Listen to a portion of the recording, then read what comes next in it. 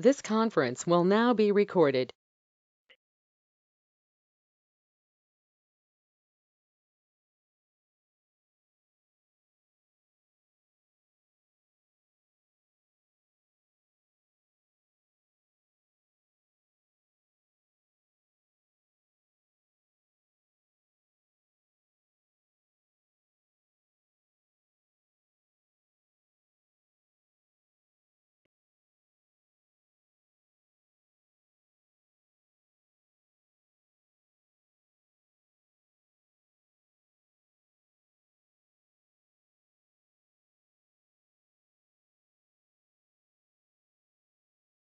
Hey, good afternoon, everyone. It is 2:30, so we will go ahead and get started. Welcome, everyone, to our Wednesday, January 20th, 2021, Phase 2 meeting, advisory board meeting. I appreciate all of you joining us. And just a reminder, the meeting is being recorded, and this is a public meeting, so just like to always remind you of that. With that, we'll start with roll call. Stephen? Here. Lieutenant Brett?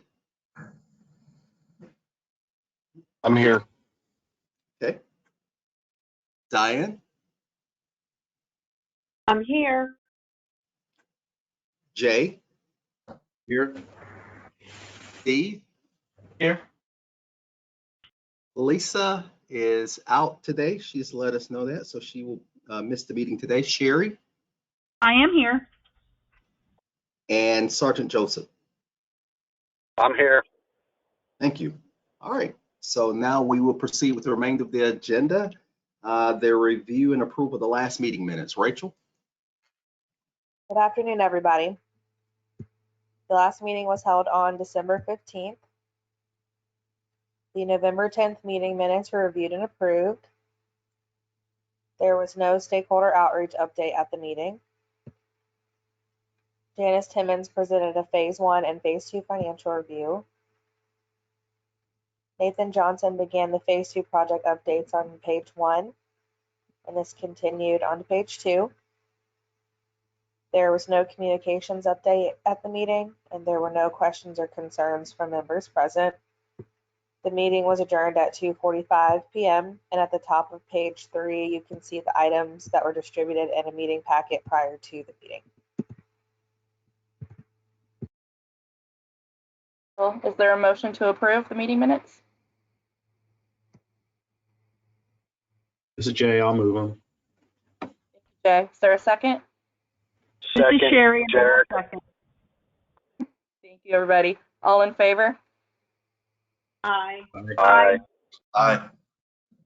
Thank you. All opposed, same sign. Thank you. We'll mark these meeting minutes as approved.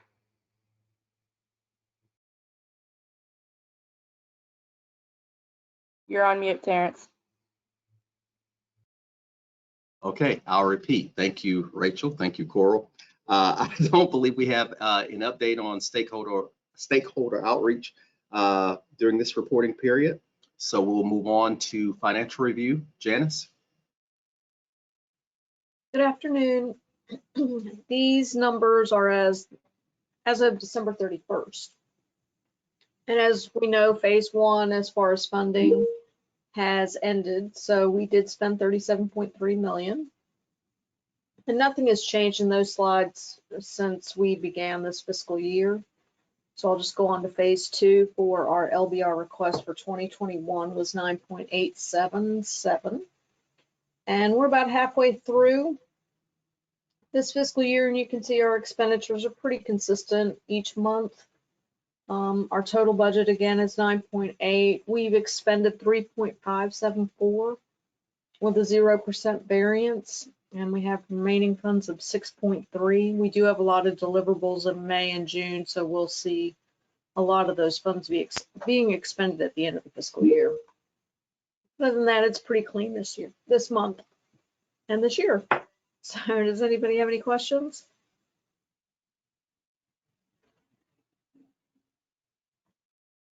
Back to you. Okay, no questions for Janice. We'll move on to project updates. Nathan? Good afternoon, everyone. We have the milestone stoplight report for milestone C. So I'll talk through the teams. Team A, the TNR issuance team, is continuing working on their milestone C, which is related to the original registration transaction. They're coming to the end of that transaction, and really what's left is the finalize, which is updating the data, applying all the rules and all of the fee calculations. As you can imagine, the fee calculations for registrations are quite a bit more complicated than what's in for titles. So we're having the benefit of doing the reverse engineering for the FRIBA system to understand all of the fees, as well as the work that had previously been done for EFS. So moving forward with that. And then the next thing in Team A's backlog would be the registration renewal transaction, which is part of their next milestone. For Team B, the MV Globals team, they're just about finished with their milestone C functionality, which is some administrative features, cashiering, and some inventory related functions. There's one item that on this report shows is still being in development. This week it was pushed over to testers to get closed out. That's a bit of a change to the way that the overall drop-down menus work in the Orion system. So that took a little bit of extra time to do some extra code reviews to make sure that that's working the way it's supposed to, because that does change. It is core to the Orion system. So there's a bit of an expanded feature set related to drop-down menus in the phase 2 solution. But they're continuing on with their milestone D functionality, which is some additional inventory features.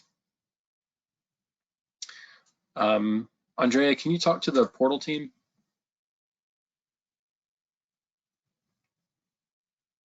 Yes, I will, Nathan. Thank you.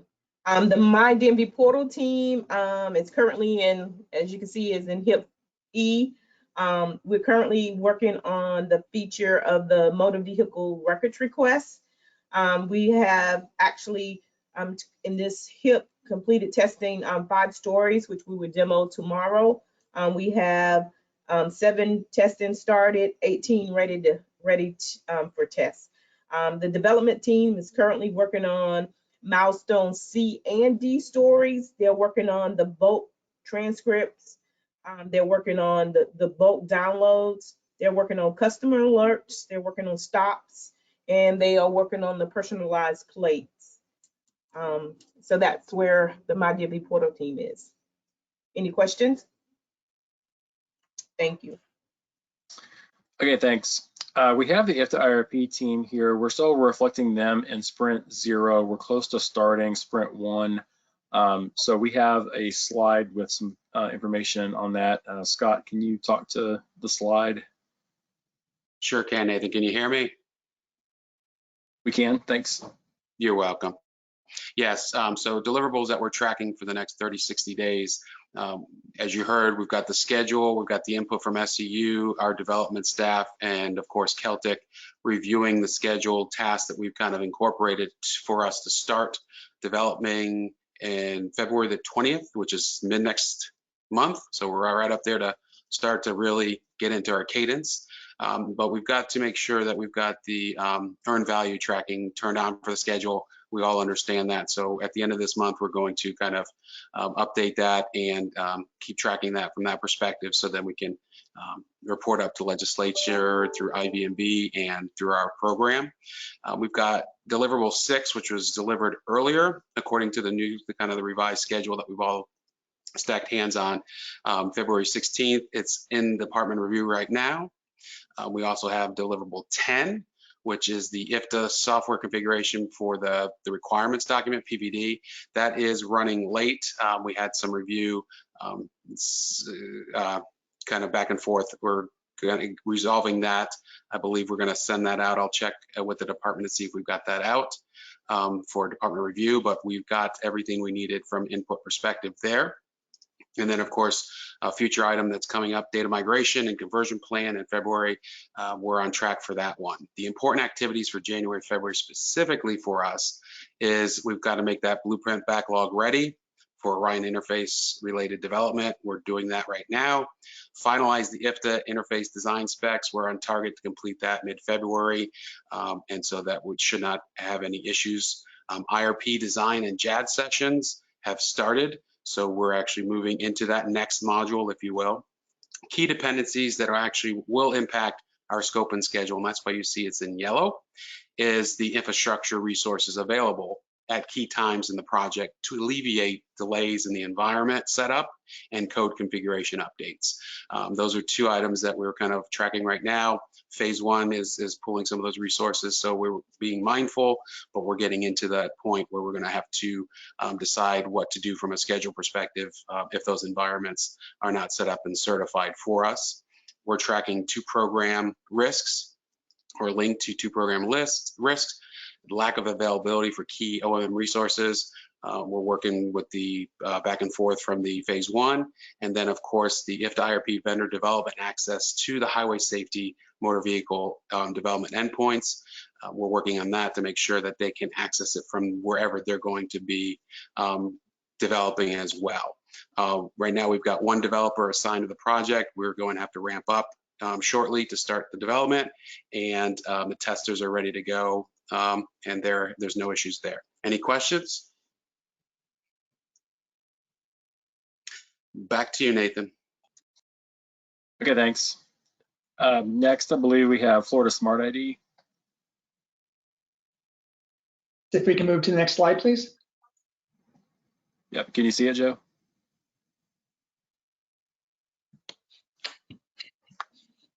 There it is. Thank you.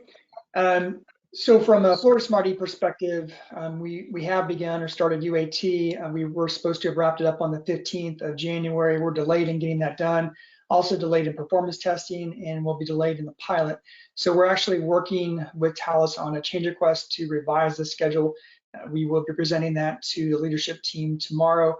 Once we get on approval on that, we'll update the schedule and have that reflected in the overall phase 2 schedule as well via CR 15. You'll see the risk and issues that were created that reflect the reason for those delays. The big one is issue 27. The iOS development is delayed, so they've had some issues on their side getting that development completed for iOS, as well as some issues with their security integration for the mobile devices, which were some new requirements put on them by corporate, and then also some issues dealing with their integration for the working through the interfaces. So they're working through that, have a revised schedule. We are continuing our UAT, and our testers are continuing to validate the Android devices in the UAT environment. We are on target with our part of the testing, so we'll continue that. And that's obviously why we're yellow from a configuration and a schedule scope perspective. Any questions for Florida Smart ID?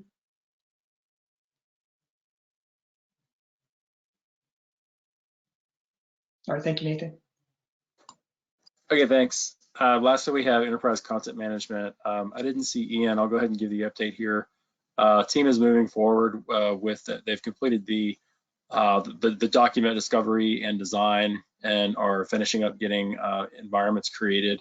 We're actually starting this week with doing some coding of getting a data extract for the documents that will be converted into the new system. So that's actually starting this week. That's moving along. So any questions about that or anything else for overall status?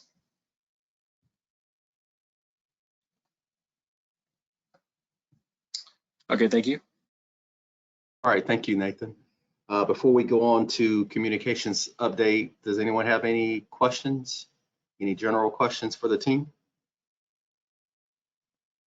All right. Communications update. Cora, do we have a communications update for phase 2? Not really. We're working on the materials for Florida Smart ID. Got those to the project team today, so looking to get those approved by ESC by the end of the month so we can start purchasing some items for those external events.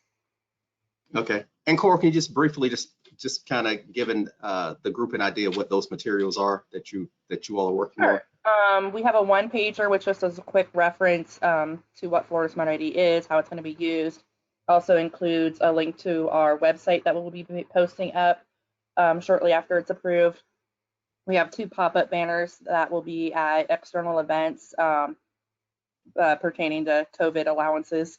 And then we also have a DigiClean, which will be part of our Terrence's favorite word, swag bag.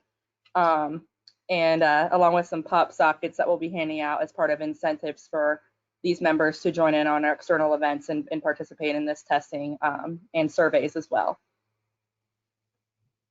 Okay, thank you. Thank you. Any questions for Coral? All right. Any questions for the team? All right. Thank you all. Meeting adjourned. Thank you all for your time. We'll adjourn to the next meeting. Thank you.